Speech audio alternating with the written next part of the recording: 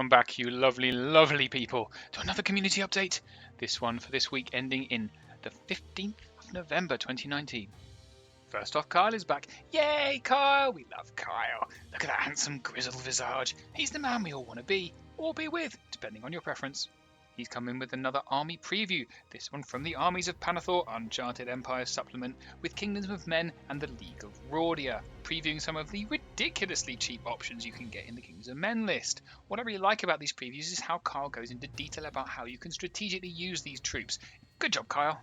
On Thursday, Manting also released a video showing their mega battle, which I think was shown at the Manting Open Day, although I wasn't there, so I couldn't say for sure. The more eagle-eyed viewers amongst you might spot some Twilight kin lurking in the back, and a very unusual giant conversion.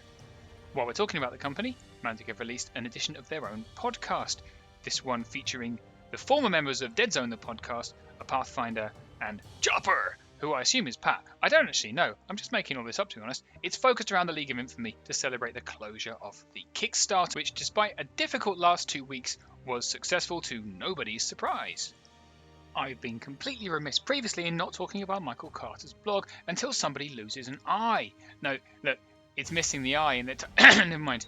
So, what this blog is a detailed, put-together manual, essentially, for how to construct Mantic models. His latest is the Lord on Chimera and goes into intense detail about how to put them together and his thoughts on the modelling. I think it's amazing and a fantastic resource. He's also created a really cool reference sheet for Kings of War version 3, summarising as many of the rules as you could get into a 2-page document. It was really amazing to see some pictures from the Argentinian tournament, Monstruos de Mantica, Kings of War military encounter. I don't really know the accents, I'm not going to do that again, sorry about that. The best thing about it was the terrain. There were some incredible pictures of the layouts which were incredibly creative and beautiful. Just check these out.